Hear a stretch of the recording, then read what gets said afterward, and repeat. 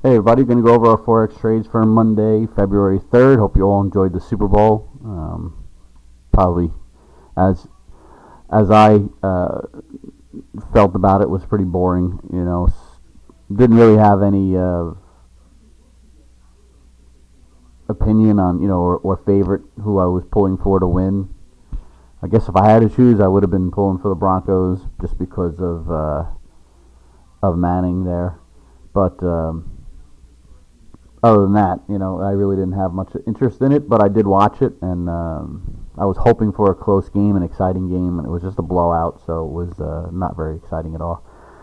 Anyway, we're going to go over our trades for today. There was economic numbers at 10 o'clock, the ISM manufacturing, which obviously we were not going to trade through that number.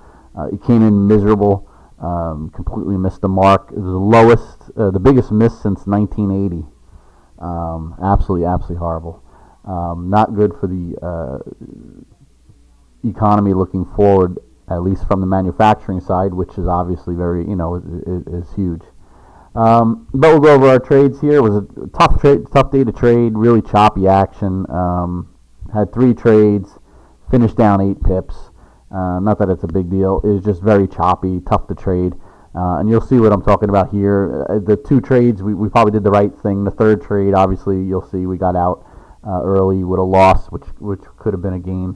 But at the same time, if we held the others, we would have been losing even more. So probably made the right move. The first trade you're looking at here is euro to dollar. We were short this 1.34889.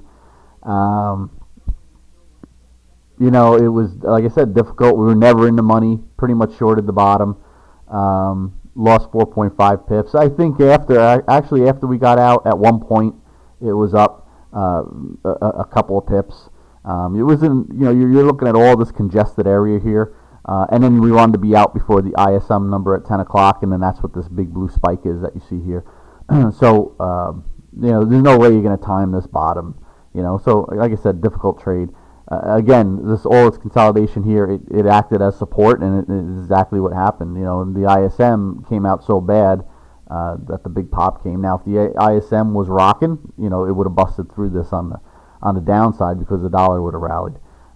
But as it turned out, it just was not the case.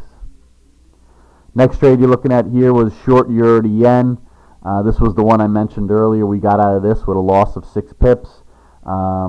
We were short this 137.328.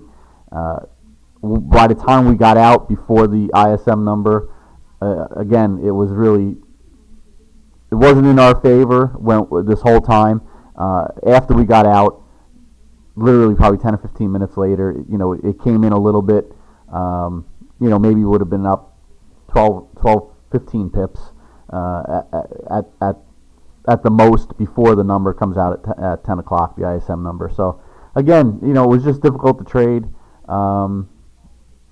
Again, it was, we were shorting right around this whole area that acted as support late yesterday, late Sunday, also on last Friday, and then early this morning around 5 o'clock in the morning. So, you're looking at it and you're saying, well, there could be support here, so probably best to just take it. Plus, you want to be out again. You want to be out before the number at 10 o'clock.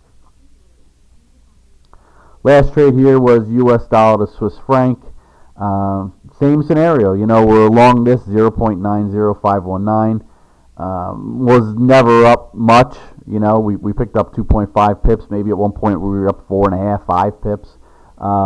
Again, want to be out before the number comes. If I remember correctly, this was the very first trade it was. This was the first trade we had this morning. Made 2.5 pips, nothing to talk about. We were hoping maybe she'd move up to this congested area up here, which would have gave us a decent little trade up, 10, 12, 15 pips, something like that. But the fact of the matter, just wasn't doing it. It was having trouble. We were up 3-4 pips. We were down 2 or 3, 4 pips, and then so we ended up taking the 2.5. Again, want to be out before the 10 o'clock number, and you can see here the 10 o'clock ISM number came, boom, busted down. So, you look at this chart. Well, we made the right move. That's how it looks on here. So, anyway, like I said, just difficult day to trade. So the 3 trades, we lost 8 pips. Not a big deal. Just hate to start the month off on a down note, but that's the way it was. As far as swing trades, we didn't have any last night. We didn't even have the algorithm on, or we had it on. We just kind of ignored it. We were so into watching the Super Bowl and stuff. But we did have 2 swing trades this morning. We made very little. We made on one, lost on one. Between the 2 of them, we made a couple pips. Just didn't like the setups on them. Although the one of them turned out, if we would have held them, they both would have been profitable. The one that we lost a little bit on, we could have made a few pips on. But the one that it was an Australian dollar, Japanese yen, if I remember correctly. We were short. We picked up about 8 pips on it. If we would have held it, we could have picked up 30 or 40 pips. But again, we just didn't like the setups, didn't like the action we were seeing, so we just got out covered on the swing trade. So that's it. If you're trading now, good luck.